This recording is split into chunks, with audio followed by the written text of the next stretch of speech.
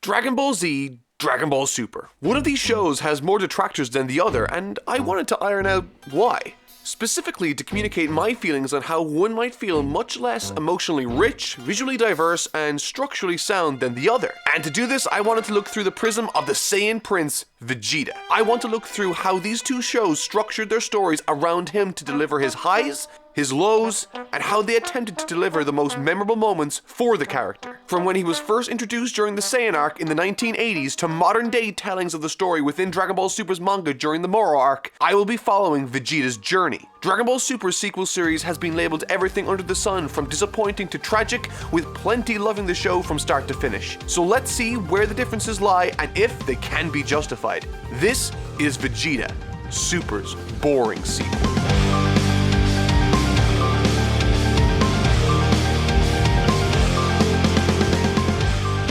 To borrow a quote from Robert McKee, the function of structure is to provide progressively building pressures that force characters into more and more difficult dilemmas where they must make more and more risk-taking choices and actions, gradually revealing their true natures, even down to the unconscious self. This is an important and somewhat illuminating quote to me because when I use it in conjunction with someone like Vegeta, it can be incredibly accurate in describing his journey through Dragon Ball Z, as it can most characters. But what's interesting specifically about Vegeta is that he began not as one with the pressure being put on him, but the one applying pressure to Goku and the others in the Saiyan saga. Which means that despite someone being utilized as a down-and-out, two-dimensional, bad-to-the-bone character, as long as it's carried out with consideration as well as the correct amount of time and effort, any character can go from being the one applying the pressure to being the one changed by it. You just need to have the right sort of pressure with the correct motivations.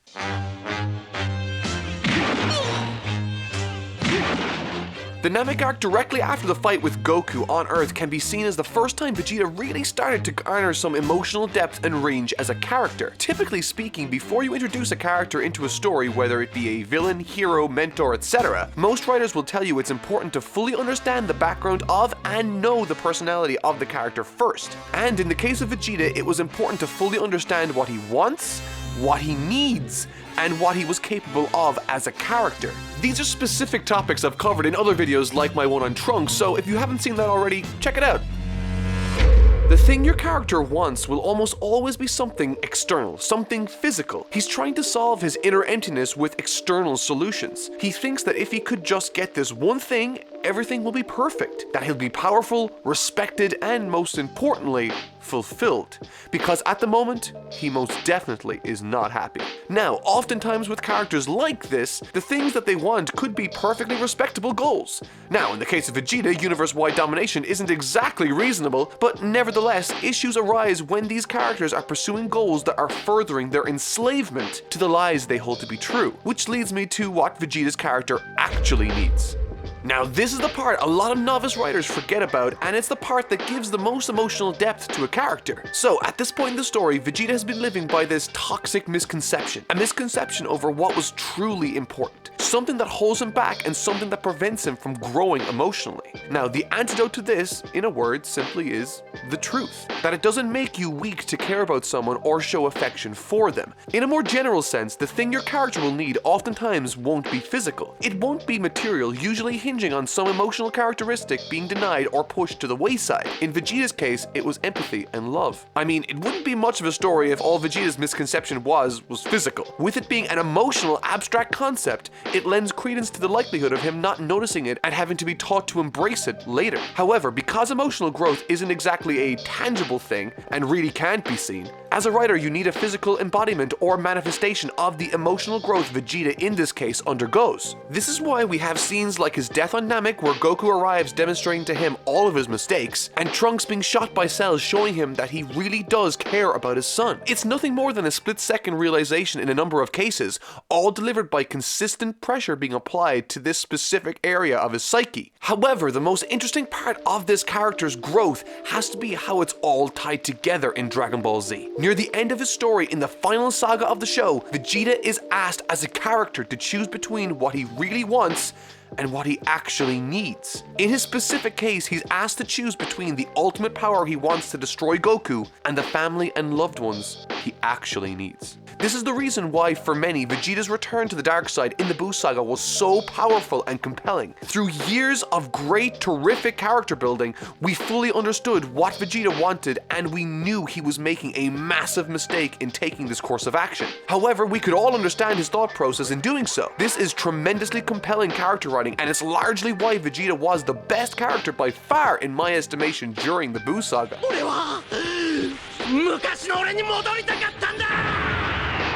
For those that are interested in a more complex nuance of character writing, Vegeta underwent during this section of the story a miniature negative change arc, something that's specifically called a fall arc. In this arc, the character starts out just as he would in a positive change arc, already entrenched in the lie. But unlike the positive change arc, in which he will eventually overcome the lie and embrace the truth, the protagonist in the fall arc will reject every chance for embracing the truth and will fall more and more deeply into the madness of his own sins, usually dragging others along with him. His story will end in insanity, obsessive immorality, or death. And this was what made Dragon Ball Z's Vegeta so captivating. Because death doesn't carry as much weight as it would in other shows, which normally is a bad thing because of its perceived shortcomings and stakes, the upside that we get to see in this instance is that we get to mix and meld varying character archetypes together, resulting in Vegeta redeeming himself in the afterlife, resulting in a completely fulfilled, positive change character arc by the end. Having admitted to be lesser than Goku as a fighter, but realizing that he is just as rich as he in the areas that actually matter. And that was the power of Dragon Ball's writing back in the day. I believe through and through Vegeta was the most consistently compelling and well-written character the entire series ever put to paper. Now, let's see how Dragon Ball Super handled it. One of the major things people enjoyed about Vegeta in the original Dragon Ball story was that you never really knew what would happen with him. He had this impulsive mentality that promoted moments of great tension. In short, he was an active character that while he was on screen or had something to say or do, he would be moving the story forward, to the benefit or to the detriment of the main cast, depending on how he was feeling. However, in Dragon Ball Super, he is very much different. Very different. And strangely enough, he's different because he doesn't change. He doesn't grow much at all. Oddly enough, he's different because he relentlessly persists in staying the exact same way he has been since the beginning. And this is, in essence, because the structure of Dragon Ball Super was exceptionally unambitious, flat, and at times, somewhat vapid. Now, don't get me wrong, Dragon Ball Super has delivered some extraordinarily strong episodes like episode 47, which delivered tons of character-rich dialogue, setups, and debuts. However, the very person who wrote that episode, Atsuhiro Tomioka, also wrote episode 67, which was widely considered one of the most uninspired, confused, rushed, and poorly executed endings the entire series has seen. While doing research for this video, I found a terrific quote. "What the novice writer mistakes for craft is simply his unconscious absorption of story elements from every novel, film, or play he's ever encountered. As they write, they match their work by trial and error against a model built up from accumulated reading and watching. The unschooled writer calls this instinct, but it's merely habit and it's rigidly limiting, leading to them either imitating their mental prototype or imagines themselves in the avant-garde and rebels against it." What this means is when someone new to the series watches Dragon Ball Z, they leave believing it's successful because of climaxes like Gohan vs. Cell or sacrifices like Piccolo and Vegeta have made. But in reality, it's the structure that laid the groundwork for those instances to matter as much as they did. And what happens when you remove all of the emotional meaning and weight behind an action, hoping that it on its own is enough to make the scene amazing? You get scenes like this. Or if you want another example, you get this. Moreover, the very presence and failure of these scenes' ability to stand on their own or to live up to the standard of the originals that they're based on only serve to highlight Dragon Ball Super's shortcomings more. The interest and awe that came from the original scenes these were based on did not come from the simple spectacle it provided so readily, but from the emotional meaning and change of heart it represented in the characters acting these scenes out. To expand on this point further, I'd like to take a look at this quote from Hayao Miyazaki. "The major source for Japanese animation is manga. whose greatest characteristic is its method of expression centered on emotions.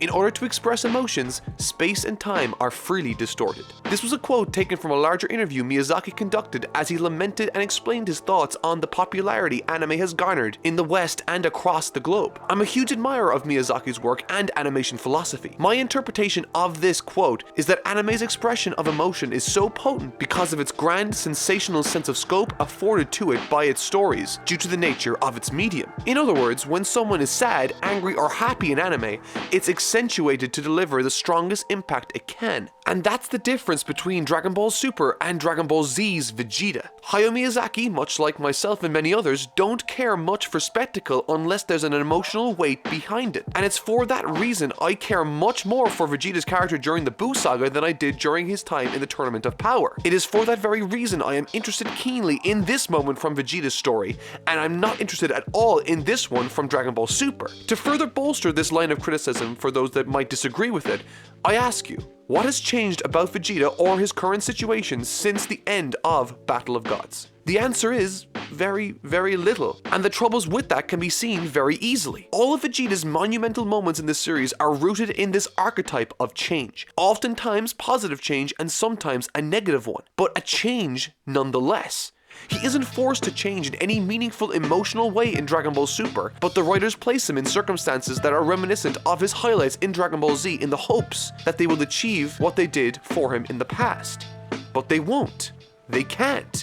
Structurally speaking, narratively speaking, and logically speaking, they can't work the same way because they are, in the most fundamental ways, different. All the major moments we love from Dragon Ball Z that Vegeta facilitated happen to coincide with key moments from within the structure of a character arc. His ego-focused return to destroy 19, his defense of his son Trunks, his sacrifice. Everything he did, be it good or bad, was informed first and foremost by the character arc structure he was a part of. The Moro arc in the manga is somewhat interesting for some of the reasons I spoke of today, but also others I plan to touch on when I review that arc after it's finished. But in short, while the manga handles his character differently than the anime does, with some major changes, it always finishes the same way. This is the first arc that has led the way in quite some time in the manga, and I'm very interested to see the position characters take and the consequences of the arc take a hold of the story once all is said and done.